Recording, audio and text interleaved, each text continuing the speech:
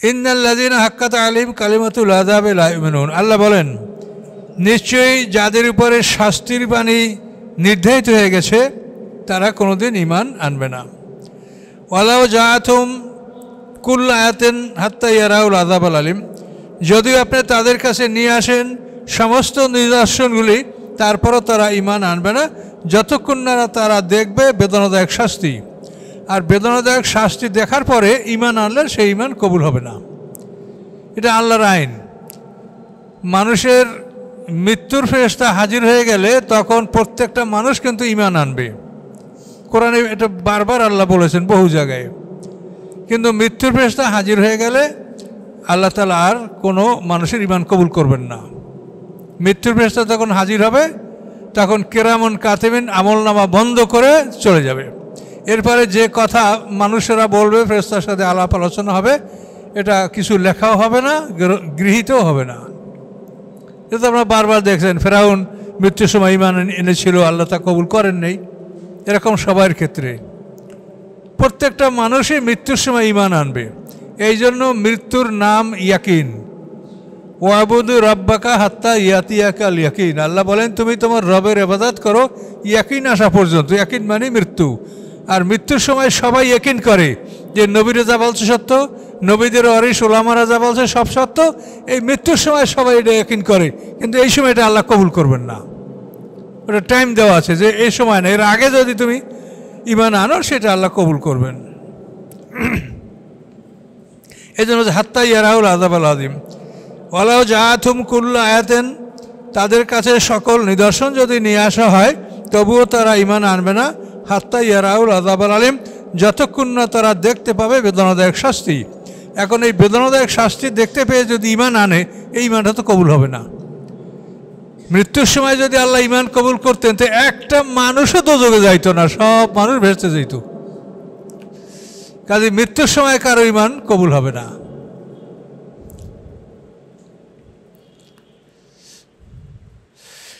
ফালাউলা কানাত কারিয়াতুন আমানাত ফানাফাহা ঈমানুহা ইল্লা কওমা ইউনুস। কিন্তু আল্লাহ বলেন একটা ব্যবধান, একটা ব্যতিক্রম পৃথিবীর বুকে ঘটেছে।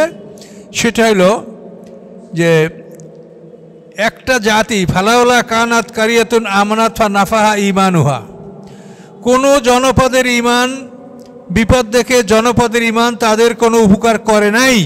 কিন্তু ইল্লা কওমা ইউনুসা, একমাত্র ইউনুস আলাইহিস সালামের সম্প্রদায় বিপদ আসার পরে তারা ঈমান এনেছিল, তাদের ঈমান তাদের উপকারে আসছিল। লাম্মা আমানু, যখন তারা ঈমান আনলো, কাশাফনা আনহুমুল আযাবাল খিজিয়া, আমি তুলে নিয়েছিলাম তাদের থেকে অপমানজনক শাস্তি, ফিল হায়াতিদ দুনিয়া, দুনিয়ার জীবনে, ও মাত্তা'নাহুম ইলা হিন, এবং আমি ভোগ বিলাস দিয়েছিলাম তাদেরকে একটা নির্ধারিত সময় পর্যন্ত। তো এখানে দেখেন, এখানে বিষয়টা হলো যে বিপদ দেখে ঈমান আনলে কোনো জাতির কোনো জনপদের ঈমান আল্লাহ কবুল করেন নাই। কিন্তু একটা জাতি ইল্লা ব্যতীত, কওমা ইউনুস। এই ইউনুস ইবনে মাত্তা উনি মূসা আলাইহিস সালামের পরে ইলিয়াস আলাইহিস সালামের পরে এই ইউনুস নবী, উনি নবী, ওনার অঞ্চলটা ছিল ফোরাত এবং দজলা নদীর উত্তর অঞ্চলে ইউনুস আলাইহিস সালাম। তা ওনার অঞ্চলের মানুষেরা বাল মূর্তির পূজা করতো এবং ওইখানটার শহর আছে বালাবাক্য। তো এখান থেকে আরও উত্তরে যে পয়গম্বর ছিলেন তা হলো আইয়ুব আলাইহিস সালাম, আইয়ুব নবী। সারাইয়াবু বসনিয়া, যেখানে অনেক মুসলমান হত্যা করা যে কয়েক বছর আগে আপনারা শুনছেন, তো ওই অঞ্চলে কিন্তু পয়গম্বর ছিল আইয়ুব নবী, আইয়ুব আলাইহিস সালাম। আর ইউনুস আলাইহিস সালাম ছিলেন ফোরাত এবং দজলা, দুটো নদীর উত্তর সাইডে। তো ইউনুস আলাইহিস সালাম জাতিকে দাওয়াত দিলেন, তারা শুনল না, কবুল করলো না। অতঃপর আল্লাহ তাআলা ইউনুস আলাইহিস সালামকে জানাই দিলেন যে 3 দিন পরে তোমাদের জাতির উপরে শাস্তি আসবে। ইউনুস আলাইহিস সালাম এই খবরটা জাতিকে জানাই দিলেন যে 3 দিন পরে তোমাদের উপরে শাস্তি আসবে। তো এইটা জানাই দেওয়ার পরে ওরা একটু ভীত হলো যে আসলেই কি শাস্তি আসবে।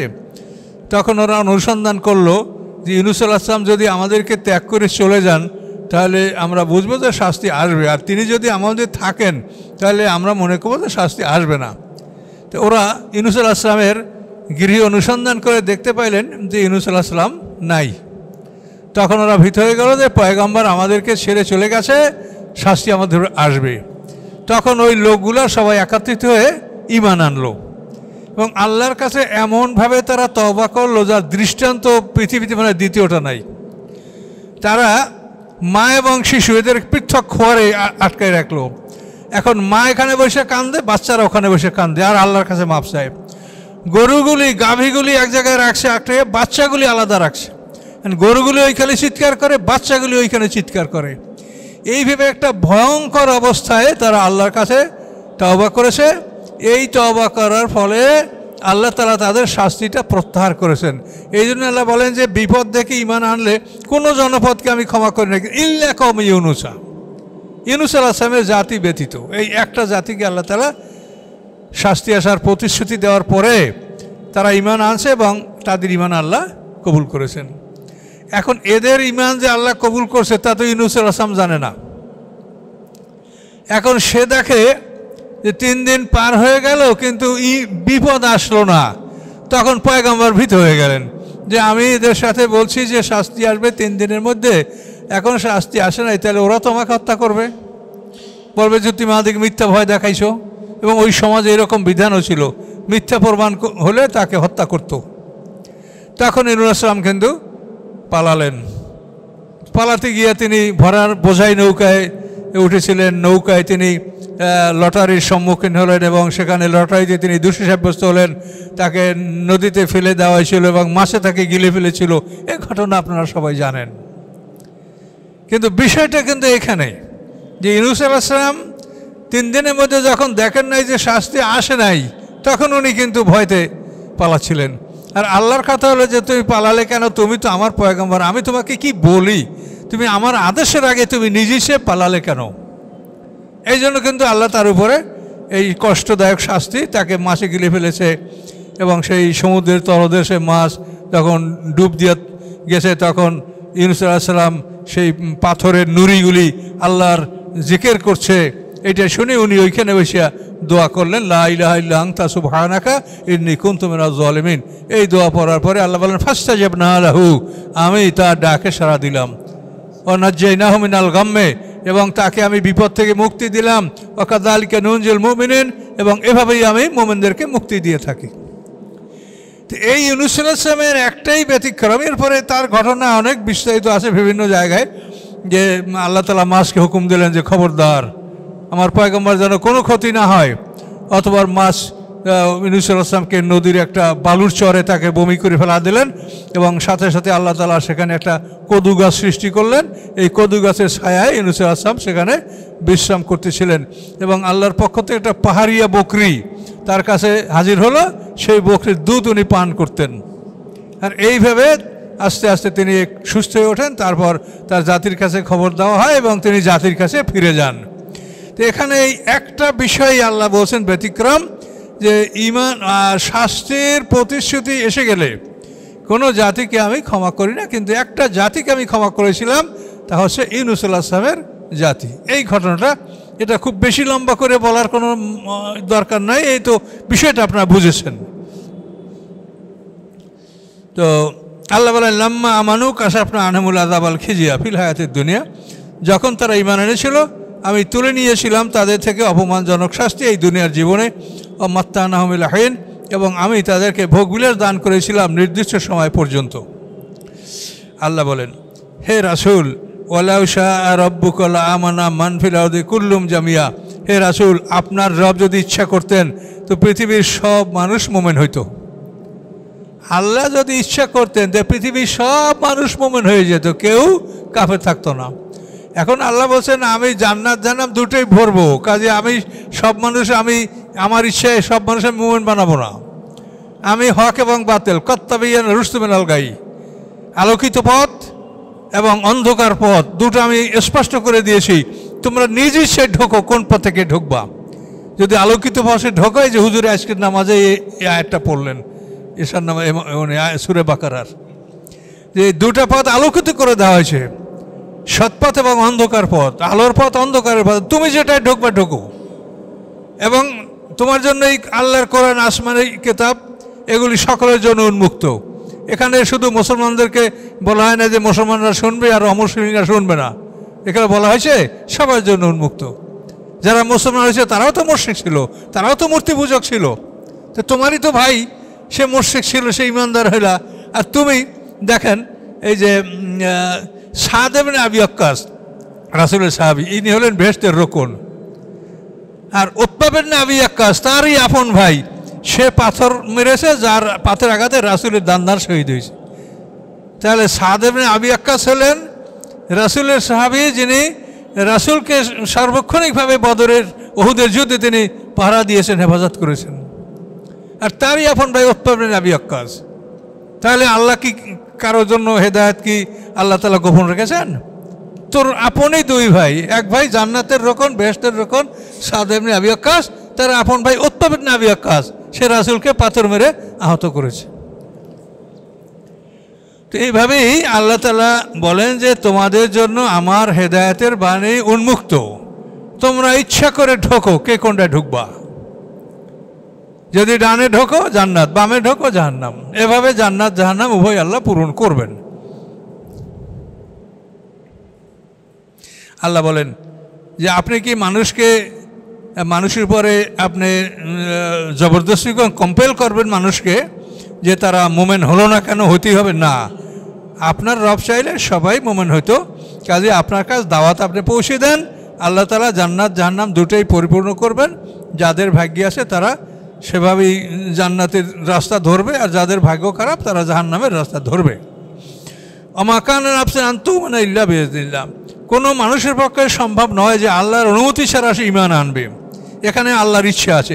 এখন আপনি ঘাবড়াবেন যে আল্লাহর ইচ্ছা কার জন্য আছে সে তো আমরা জানি না, কিন্তু এখানে আপনাকে আমাকে সবসময় একটা চিন্তা করতে হবে যে আল্লাহ দয়ালু, তিনি রহমান, তিনি রহিম, তিনি আমার জন্য যেন ভালো কিছু চিন্তা করেন, তিনি যেন আমার জন্য ভালো কিছু করেন। এটা করার জন্য আল্লাহর অনুমতি যেন আপনার আমার পক্ষে আসে, এজন্য আল্লাহর কাছে ফরিয়াদ করতে হবে। আমি যদি অহংকারী হই, আমি আত্মগৌরব করি, তাহলে আমি আল্লাহর রহমত লাভ করতে পারবো না। কাজে আমি আত্মসমর্পণ করবো এবং সবসময় আল্লাহর কাছে বিনয়ী থাকবো।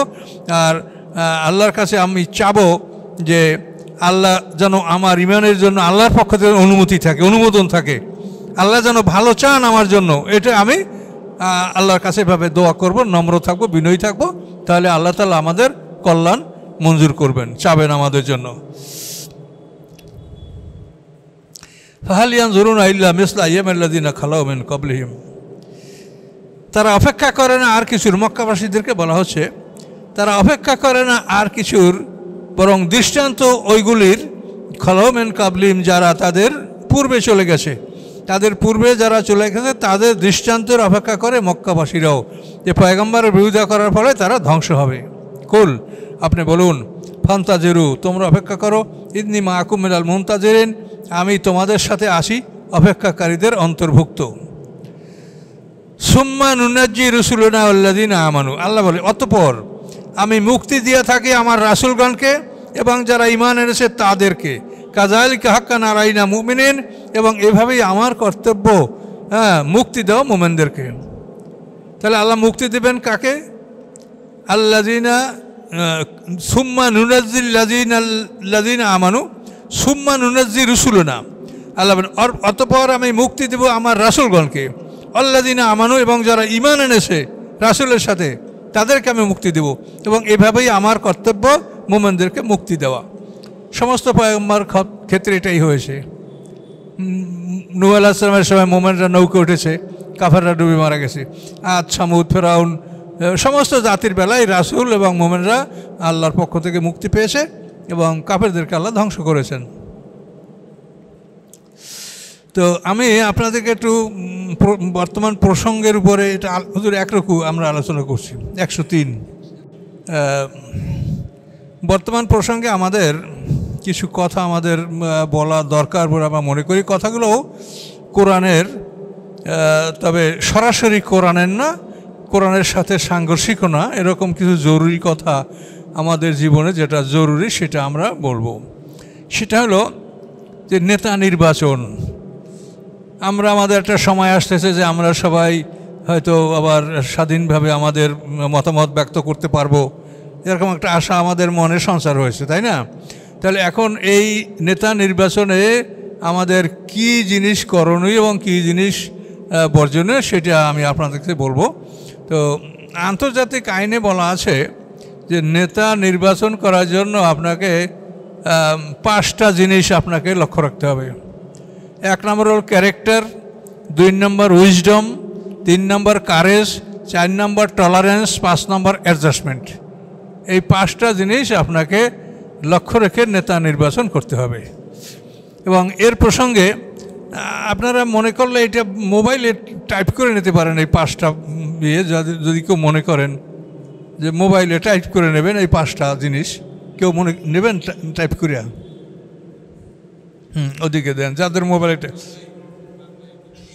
হ্যাঁ, এই 5টা জিনিস। 1 নম্বর হলো ক্যারেক্টার, চরিত্র।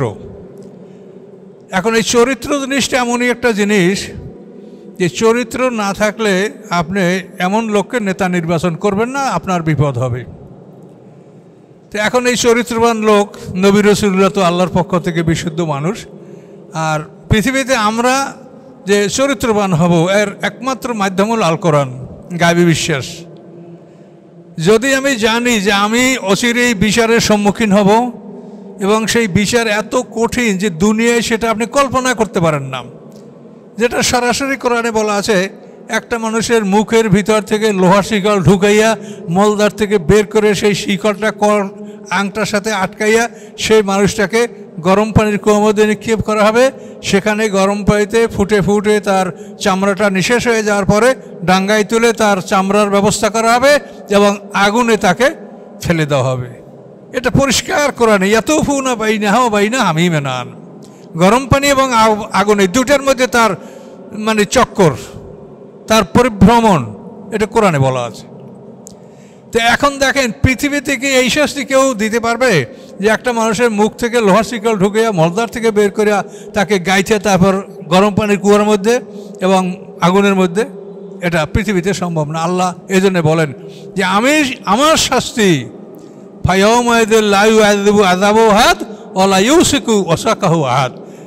সেদিন আমার শাস্তির মতো শাস্তি কেউ দিতে পারবে না, আমার বাঁধনের মতো কেউ বাঁধতে পারবে না, পরিষ্কার করে বলা আছে।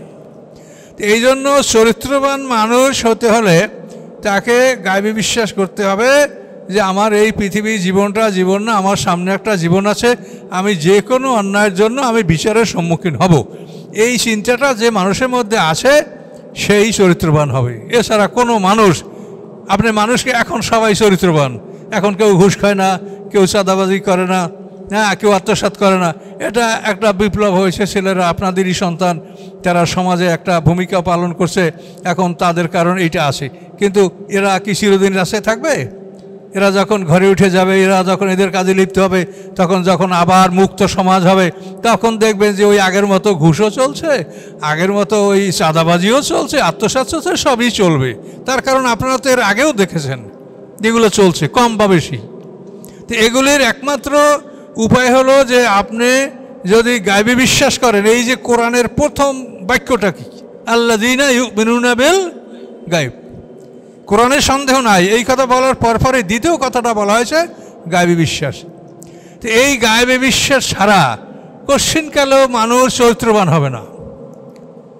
এখন এই গায়বী বিশ্বাস ছাড়া আপনি যাই বলেন কাজ হবে না, চরিত্রবান হবে না। মানুষ ওই সাময়িকভাবে দমে থাকবে, চুপ করবে, সুযোগ পেলে আবার যেই সেই।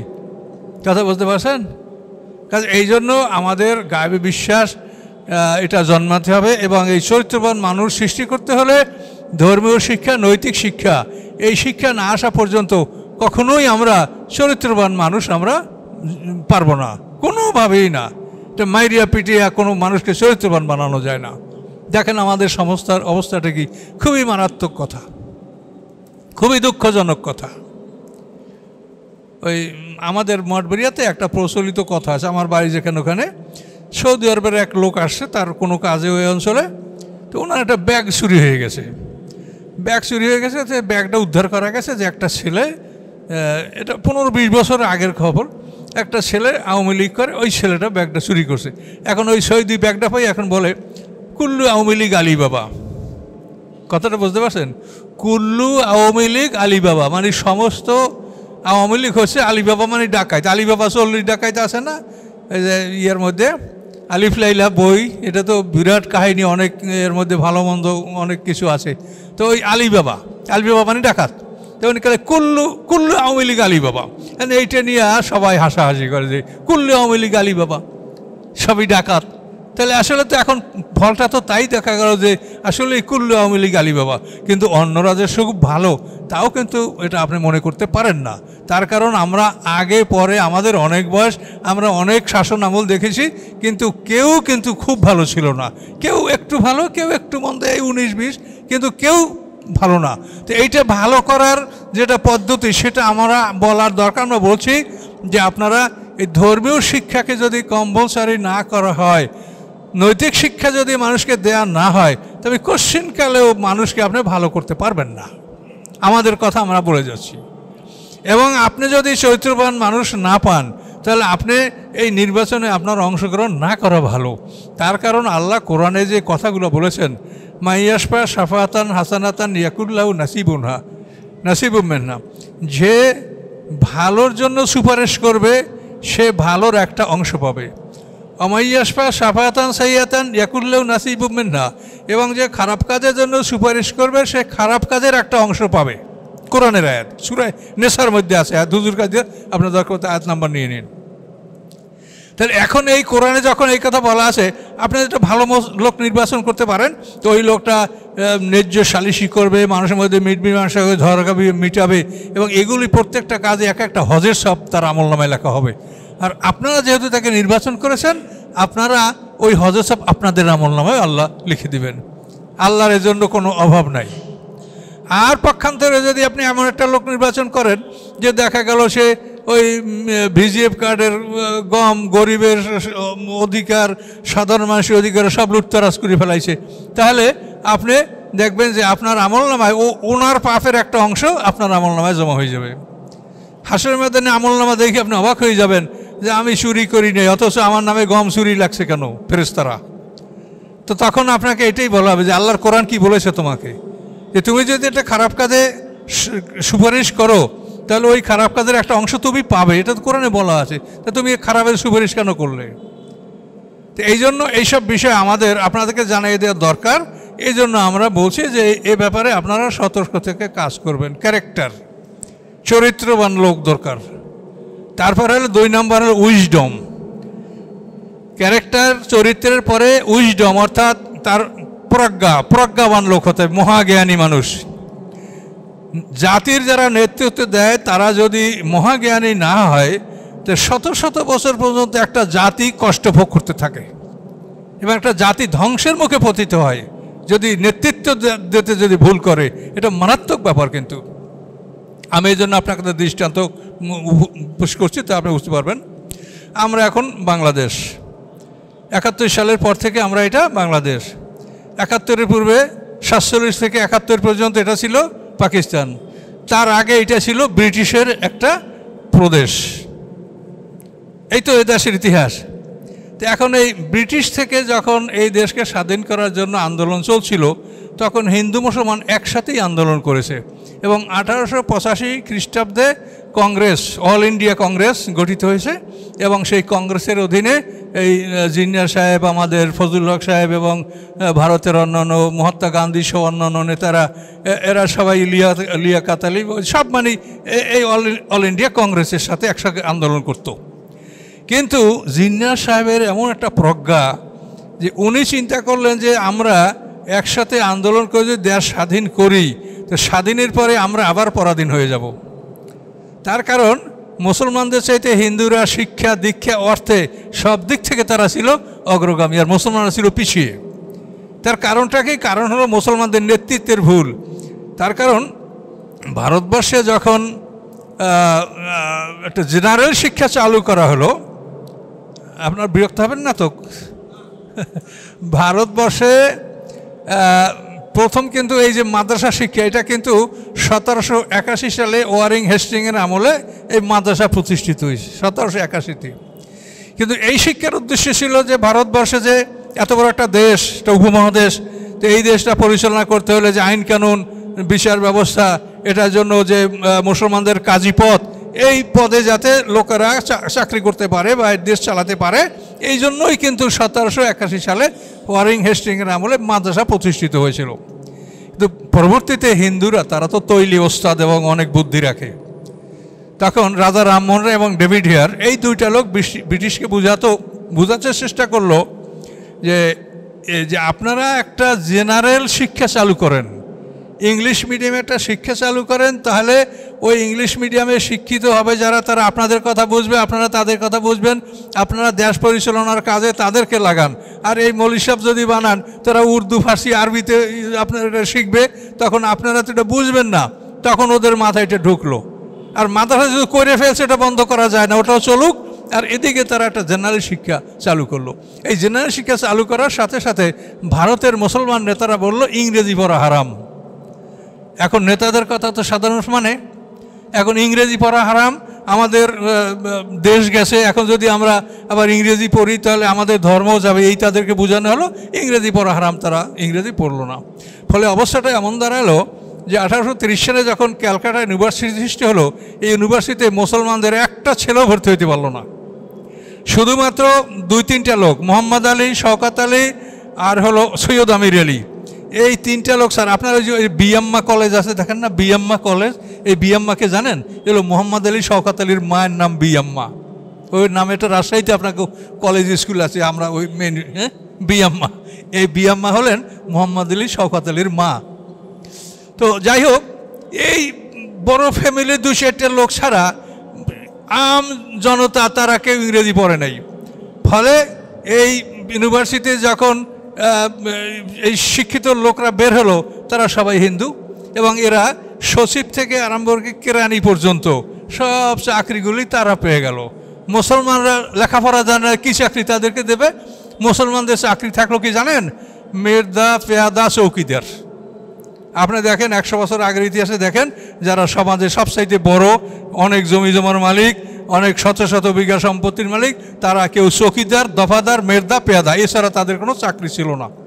তো এখন মুসলমানরা এই যে নেতৃত্বের যে দূরদর্শিতার অভাবে তারা ব্রিটিশের সাথে খালি হাতে যুদ্ধ করলো, অনেক কিছু করলো, তারা ভালোই করেছে, তাদের নিয়াতে কোনো ত্রুটি ছিল না, কিন্তু ত্রুটি ছিল তাদের প্ল্যানে। এখন এইভাবে হিন্দুরা যেহেতু সমস্ত পদগুলি হিন্দুদের দখলে, তারা ইংরেজি তাদেরকে কথা বুঝাতে পারতো, তাদের কথা বুঝতো, মুসলমানদের বিরুদ্ধে তারা মিথ্যা অভিযোগ করতো আর এরা গুলি করতো। মুসলমানরা ছিল খুবই কোণঠাসা। তখন জিন্নাহ সাহেব চিন্তা করলেন যে আমরা একসঙ্গে যদি আন্দোলন করে এই দেশ স্বাধীন করি, তাহলে আমরা আবার দেশ স্বাধীন হবে, কিন্তু আমরা আবার গোলাম হব হিন্দুদের, যেহেতু আমরা তাদের সামনে, আমাদের লোক নাই, জনবল নাই, আমাদের শিক্ষিত লোক, আমরা কি করব।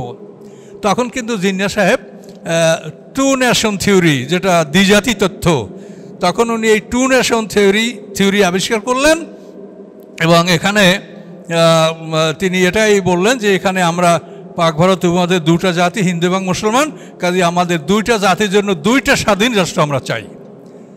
তো তখন ব্রিটিশ ওই প্রথম মহাযুদ্ধের পরে তারা 1947 সালে এরা নির্বাচন দিয়ে দিল যে যারা কংগ্রেস, 1885 কংগ্রেস, এই কংগ্রেস যেখানে যেখানে ভোটে জিতবে এটা হিন্দুস্তান হবে, আর মুসলিম লীগ যেখানে জিতবে সেখানে এটা পাকিস্তান হবে।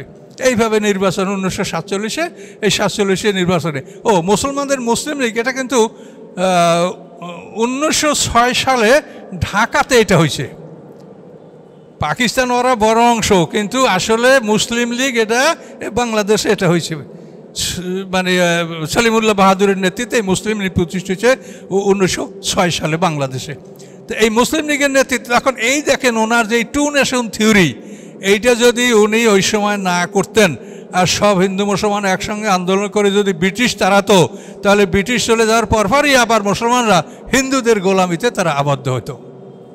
তো এই জন্য উইজডম এমন একটা জিনিস যে এইটার নেতৃত্বে যদি উইজডম না থাকে, তাহলে সেই নেতার নেতৃত্বে একটা জাতি অগ্রসর হয় না, বরং জাতির ভবিষ্যৎ অন্ধকার হয়ে যায়। এই জন্য ক্যারেক্টারের পরে উইজডম, তার যে প্রজ্ঞা, এটা কিন্তু প্রয়োজন। এরপরে কারেজ হলো তার অসাধারণ সাহস থাকতে হবে। নেতা যদি মনে করে যে আমি সত্য কথা বলে জেল হবে, তো খুন হব বা অমুক কিছু হব, তাহলে হবে না। তার সাহস থাকতে, অসাধারণ সাহস। তো এখন এই কারেজের ব্যাপারটা একসঙ্গে অনেক কথা বলা কষ্টকর। তো হ্যাঁ, আজকে থাকবে এই পর্যন্ত। আচ্ছা, কারেজ, কারেজ মানে সাহস। তা আপনার নেতার মধ্যে প্রথম চরিত্র থাকবে, 2 নম্বর তার উইজডম থাকবে, 3 নম্বর তার সাহস থাকবে, অসাধারণ সাহস। এখন আমাদের দেশে আমাদের শেখ সাহেব, তিনি কিন্তু একটা সাহসী মানুষ ছিলেন, অসাধারণ সাহস তার ছিল। এরকম আরও সাহসী মানুষ ছিল, যেমন শেরে বাংলা, আমাদের এই বরিশালের শেরে বাংলা আবুল কাসেম ফজলুল হক, ইনি অসাধারণ সাহসী ছিলেন।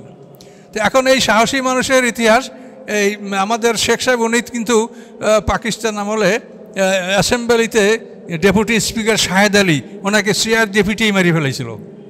এই ইতিহাস আপনারা জানেন কিনা, যারা মুরব্বী তারা জানবেন অবশ্যই। Shahed Ali deputy speaker CR deputy মারি ফেলেছে, সাহস। আর ফজলুল হক সাহেব একে মানে আবুল কাসেম মোহাম্মদ ফজলুল হক চাকারে, আমাদের বরিশালে চাকারে বাড়ি, উনি কিন্তু ব্যারিস্টার, উনি সাহসী মানুষ ছিলেন। তো ওনার সাহসের পরিচয়টা দেখেন। পাকিস্তানের ওরা যখন লাহোর প্রস্তাবে ওরা বলল যে আমরা পাকিস্তান নামক একটা দেশ চাই, এই নামে আমরা একটা স্বাধীন রাষ্ট্র চাই, তখন ব্রিটিশের পক্ষ থেকে ঘোষণা আসলো যে এই ঘোষণা যে করবে তাকে সাথে সাথে গুলি করা হবে। এটা ব্রিটিশ ঘোষণা করলো। এখন অবস্থাটা দেখেন। তখন এই যে পশ্চিম পাকিস্তান, ওরা তো আমরা যে পৃথক হয়েছি এটা ওদের জুলুমের কারণে, তার কারণ 71 নির্বাচনে ওরা মানে একটা জুলুম করেছে আমাদের উপর। যেহেতু সেই সময় আওয়ামী লীগ বা শেখ সাহেবের এই দল নিরঙ্কুশভাবে তারা ভোটে জেতার পরেও পাকিস্তানি এদের হাতে ক্ষমতা না দিয়ে শেখ সাহেবকে বন্দি করছে। এই জুলুম করার কারণে কিন্তু এই দেশটা পৃথক হয়ে গেছে সে সময়। এটা জুলুমটা কিন্তু ওরাই করেছে। আর এদিকে দেখেন আমাদের মুসলমানদের যে এই পূর্ব পাকিস্তানের আমাদের মানুষের যে অহংকার বা গৌরব, সেটা দেখেন যে মুসলিম লীগ এটা পূর্ব পাকিস্তানে হয়েছে, আর পাকিস্তান প্রস্তাব যে করবে তাকে সাথে সাথে গুলি করা হবে।